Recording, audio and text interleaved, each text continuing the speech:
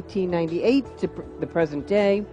The archive itself consists of 873,700 records that come from 57 different countries. The records are fully searchable, and for those of you who have used print indexes, you'll appreciate the fact that you now have multiple points of entry for the records. I'm old enough to remember searching particularly chem abstracts in print, and you sort of had a choice. You could look up a single author, you could look up a single subject term, you couldn't combine an author with a subject, you can't combine three authors. Now everything is available every which way. It eliminates the need to keep all of the old print products, which was 176 volumes of data.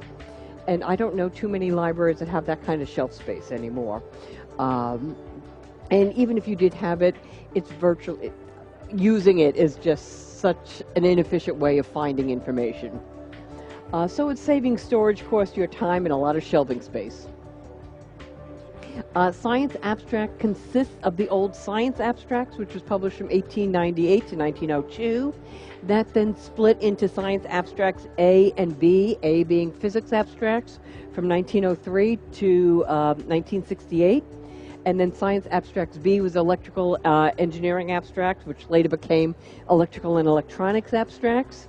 And then Science Abstract C was added later, and that's Control Abstracts. Who should use it? Academics, anybody doing scientific biographies, patent examiners, or anybody involved in the patent process. Because, as you all know, looking for prior art, you can't begin with 1968. You need to be able to have access to the older material as well. Social historians, anybody interested in the history of science. Those are the main classes of people who should be using the archive. It's a great way often to find the really fundamental research on a topic, things that were published and have sort of now repeated and taken as given, but sometimes you need to see when did this first come up? Where was this first being written about? Things that are no longer necessarily included in textbooks. Also what we call sleeping beauties. Technologies that were being written about that at the time the related technologies might not have been advanced far enough to take full advantage of an idea.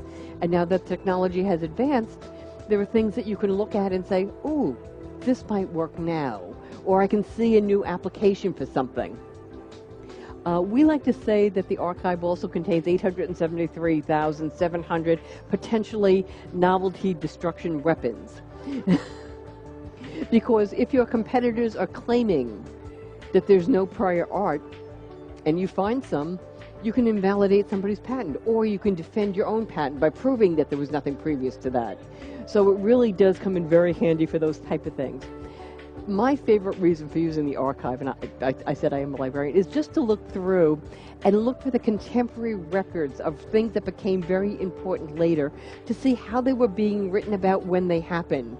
Things like the early developments of automobiles, airplanes, the Wright brothers' flights, computers and things of that nature.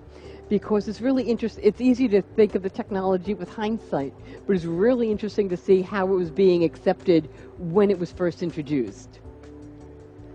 What we did with the archive is we kept the original classification and the original controlled vocabulary terms. We also added the current day equivalents to those terms. Some of the earlier terms had some very strange indexing for things that weren't necessarily developed at the time. Some of the Wright brothers flights are indexed under balloons. I mean, they didn't take off in something they called an airplane. It was just this thing. So we've added the current terms as well as leaving in the original ones. So it sort of makes searching fun. The document types that are in the archive are pretty much the same things that are in the current InSpec abstract, which are journals, conference papers, books, reports, and dissertations. Sample record, because this is what always sells our archive. You can see at the top we've got some of the basic bibliographic information.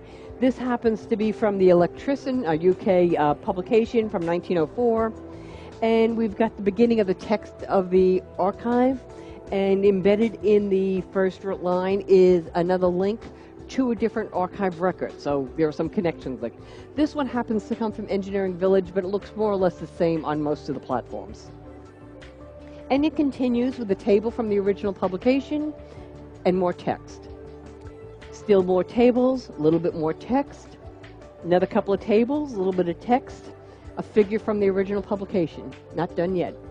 One more, bottom, and finally we have our indexing, copyright statement, etc.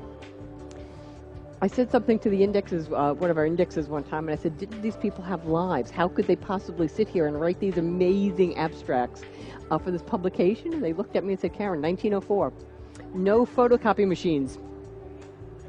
Unless you were Princeton University or some school like that, which had everything and had all the full text on the shelves, chances are this was as much of the full text as you were ever going to see, because you couldn't call your buddy and tell him to send you a copy.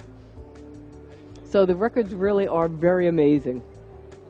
How are they available? It comes either as an annual subscription, pay-as-you-go online. You can buy the archive and get perpetual access.